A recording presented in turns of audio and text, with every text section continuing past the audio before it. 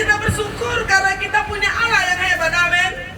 Kita punya Allah yang luar biasa, Allah yang dahsyat, yang tidak pernah tinggalkan dan lupakan kita. Allah yang siap sedia untuk menyediakan yang terbaik di luar dari akal pikiran kita untuk memikirkannya. Ada si ukur-ukurilah kita masuk makanya. Ekoting kita gerupuh mendomienda. Kalau kita mencoba dengan kekuatan kita atau dengan cara kita. Dan Tuhan tahu itu. Tuhan tahu bahwa dunia ini tidak bisa tolong kita, betul? Tuhan tahu uang yang banyak tidak bisa menjamin kita, betul? Tuhan tahu biar tanahnya berhektar-hektar, emasnya depositonya nggak tahu dia punya setengah kota Medan bisa dibeli. Tapi itu semua bukan juru selamat, betul? Dan yang pegang kendali satu-satunya hidup kita hanya Tuhan. Tuhan memberi, Tuhan mengambil. Terpujilah Tuhan. Jadi Tuhan adalah gembala. Ini kesaksian Raja Daud, seorang pemazmur yang hebat, yang pemberani, yang tidak punya rasa takut. Ketika dia menjadi seorang yang pemberani, dia tangguh, dia kuat, tidak takut apapun. Nggak ada hubungannya ini dengan praktek perdukunan. Bukan karena dia punya ilmu kebal, atau bukan karena dia punya banyak teman-teman yang bisa backup dan backing dia. Bukan karena dia bisa bayar itu bungkam itu mulut orang-orang, bukan. Tapi jelas Daud berkata, Tuhan adalah gembalaku, takkan kekurangan aku. Karena Tuhan gembala, dia bisa merasakan kasih sayang seorang gembala karena dia adalah gembala kambing domba bapaknya sebelum dia menjadi seorang raja. Kesehariannya adalah menjadi gembala. Tidak seperti senina-seninana, abang-abangnya yang mengikut Raja Saul untuk berperang mempertahankan Israel dari kungkungan, dari teror Filistin atau Goliat pada waktu itu. Sebenarnya lebih keren, lebih elegan menjadi seorang prajurit pada masa itu. Ya, tapi menjadi seorang gembala ini adalah pekerjaan yang rendah lah, yang siapapun tidak mengharapkan pekerjaan ini. Kita tahu juga sendiri bagaimana Yesus ya ketika lahir dia mendatangi padang Efrata. Di sana ada para gembala yang sedang mengembalakan kambing domba. Karena memang para gembala itu lebih sering tempatnya terasing di padang rumput atau di padang gurun.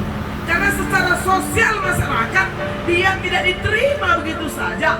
Dan kalau kita punya anak gadis, memangnya tercabote tadi itu pada laras permakan anakku ya. Kujar utama ayong kuai adikku permakan nah ke kamar jauh. Kira-kira gitu. Jangan ambil gembala kalau itu jadi suami. Itulah saking rendahnya, saking hinanya seorang gembala. Tapi Daud punya pengalaman yang hebat dengan pekerjaan gembala. Dia bawa kambing domba bapaknya, ya subuh untuk menuntun kambing domba ini ke padang rumput. Karena pada masa itu saudara yang terkasih, untuk kita mencapai sebuah padang rumput itu tidak gampang. Dia harus berjalan berkilometer, dia harus berjalan jauh. Dan dalam perjalanan itu, kiri kanan itu bisa jurang, bisa tebing. Dan dalam perjalanan itu, dia bisa ketemu serigala, bisa ketemu dengan singa yang siap untuk menerkam, memangsa kambing dombanya, termasuk memangsa si Daud sebagai seorang gembala pada waktu itu. Tapi puji Tuhan, Daud sangat mensyukuri keberadaannya sebagai seorang gembala. Ya, dia tanggung jawab. Betul memang di mata dunia pekerjaan ini kecil, hina. Betul memang saya tidak diperhitungkan di panggung politik. Tapi yang dia simpan, yang dia imani, yang dia amini adalah bahwa aku ini mulia dan berharga di mata Tuhan. Karena hidupku tidak ditentukan oleh apa kata dunia. Nilai diriku tidak ditentukan oleh apa kata orang. Karena nilai diriku itu adalah apa kata Tuhan. Dan bersama-sama kita tahu bahwa setiap kita di mata Tuhan itu berharga, amin. Setiap kita di mata Tuhan itu istimewa, amin. I'm special, you are special, we are special. di dalam diri Allah. Itu yang dia pegang. Kalau nggak dia pegang itu, ya mungkin sepanjang hari kerjanya mengeluh dan sungguh-sungguh, nasibku malang tunggu. Atau jangan-jangan dia mulai lagi mengeluh, mengapa aku dilahirkan dan kemudian hanya menjadi seorang gembala. Atau kemudian lebih parah, dia akan banding-bandingkan hidupnya dengan abang-abangnya atau orang lain yang menurut dia lebih terhormat karena bukan menjadi seorang gembala. Kita tahu apa yang terjadi akhirnya dalam diri Daud. Dia tidak akan bisa berbuat apa-apa kalau dia tidak mensyukuri hidupnya. Puji Tuhan, saudaraku, bagi kata kudai bahwa saya berharga di mata Tuhan. Amin. Itu yang dia pegang. Itulah sebabnya maka dia menghargai pekerjaan. Ibu rumah tangga kadang-kadang kan agak sedikit malu ya. Apalagi kalau suaminya itu karirnya bagus. Kayak daerah randu, kita akan mencari rumah, rasanya gak asik gitu. Paling asik, kayak daerah randu, dia pemegang satu perusahaan. Maka mana di anak tak memegang sekolah namanya begini, anak tadi laki, memegang sekolah nama, mau belajar sendara, Australia, ke Amerika, ke Zimbabwe macam je, darami dahara gua, silang lang nah, adia S2 S1. Itu kenyataan di lapangan. Rasanya malu, anakku sarjana, masa dapat ibu rumah tangga? Melah tempat. Itu tidak. Jadi apakah jadi ibu rumah tangga itu gimana rupanya? Ya kan gimana sih kok banyak ibu rumah tangga kemudian kok apa ya? Saya bilang menyesali nasib. Aku sekolah tinggi-tinggi ngapain kemarin? Kok ternyata ke dapur juga? Loh, kenapa? Ada apa? Ada apa dengan dapur? Ada apa dengan IRT ibu rumah tangga? Ada apa? Bagaimana pertanyaan akhirnya? Dia tidak bersyukuri hidupnya, akhirnya redakan masih bisa jadi redakan gue selesai. Redakan hambar lupa garam. Redakan agak ndai garam kepeken gula. Datang suami pulang marah-marah, istri apa kau ini sedih hati kita. Padahal karena kita tidak mencoba mensyukuri status kita. Kalau kita syukuri, emang bisa ini Bapak Jokowi itu hidup kalau nggak ada ibu rumah tangga.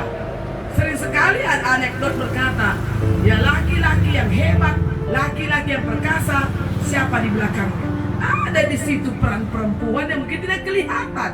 Bisa jadi ibu rumah tangga yang tidak mungkin tampil ke depan, yang tidak pandai ngomong macam-macam, yang dia tahu hanya ini teh manismu Pak, ini kopimu Pak, mungkin cuma itu yang dia tahu. Tapi kalau itu tidak dinikmati,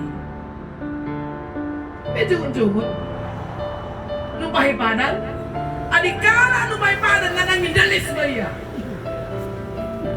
Untuk apa aku hidup Nina? Padahal asik kan? Saya hanya mau bilang begini saudara, pekerjaan itu sama seperti gembala, di mata Tuhan berharga. Makanya ada yang dikasih 2 talenta, ada yang dikasih 4, kan gitu, ada 1. Ya, yang kecil itu pun kalau itu kita bisa nikmati, kita bisa hargai, itu bisa dilipat gandakan, dan kalau itu bisa ditularkan menjadi perkara-perkara positif bagi orang lain. Kenapa rupanya? Kalau kita hanya bisa masak di dapur sana, itu kira-kira yang saya mau bandingkan dengan gembala. Karena pada waktu itu menjadi seorang gembala itu dianggap ya tidak berharga. Gembala anjing, gembala kucing biasa. Sama seperti tukang jahit. Ada tukang jahit yang hebat di Alkitab, siapa? Dorcas. Iya. Ketika Dorcas mati semua orang nangis.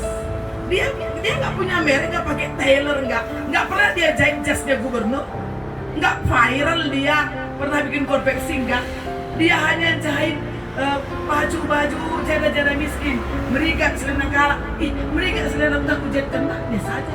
Jahit kena rangkali. Kampung dulu yang tidak kena pagi di dekat rangkali. Jangan cadahina. Dia bukan tukang jahit yang terkenal, tidak pernah masuk TV, tidak pernah diwawancarai siapapun. Tapi ketika dia mati, semua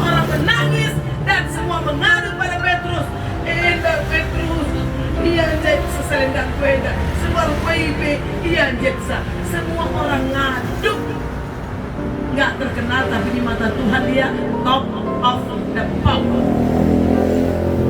Yang kita cari apa? Diakui dunia atau diakui apa? Dan kita banyak salah sekarang. Kita mau viral, punya banyak subscriber, viewer, punya banyak follower, apa?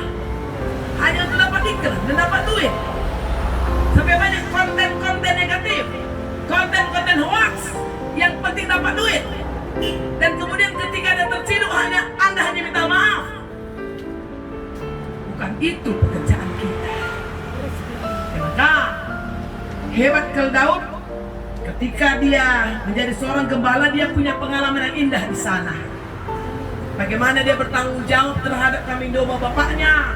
Bagaimana dia menjaga kambing domba itu supaya tidak dimangsa oleh serigala atau juga oleh singa pada waktu itu. Kalau perginya 100 dari kandang, pulangnya nggak boleh kurang, bolehnya lebih, beranak di jalan.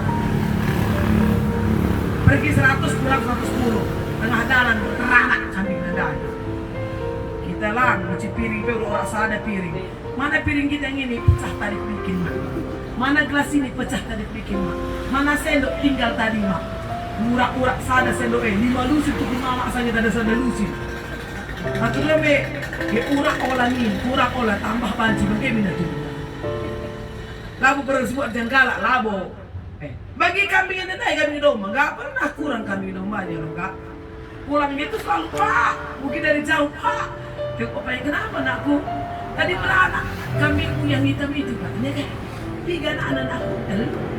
Tadi beranak dombaku yang coklat itu Pak, berapa anaknya? 2. Jadi berapa sekarang kambing domba kita? 105 Pak, mantap.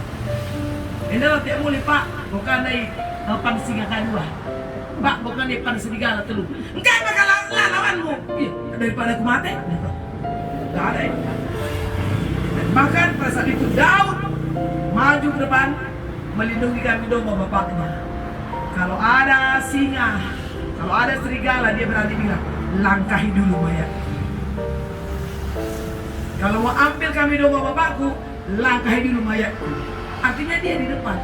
Dia tidak korbankan kambing domba itu. Itu pengalamannya selama menjadi gembala. Dan yang dia rasakan adalah dia hubungkan bagaimana Tuhan menggembalakan dia. Puji ke Rasulullah. Aku pun selama ini bisa begini, sehat walafiat, padahal kurang gizi. Ya. Berbeda dong dengan abang-abangnya yang sohibnya Saul ya, pasti makanan raja lah kan. Dia mungkin jangan berebut sama si kambing, jangan. Kami pernah berebut kopek. Kami ambilkan ada ayam kan, ambil kopek kami di pasar Indo.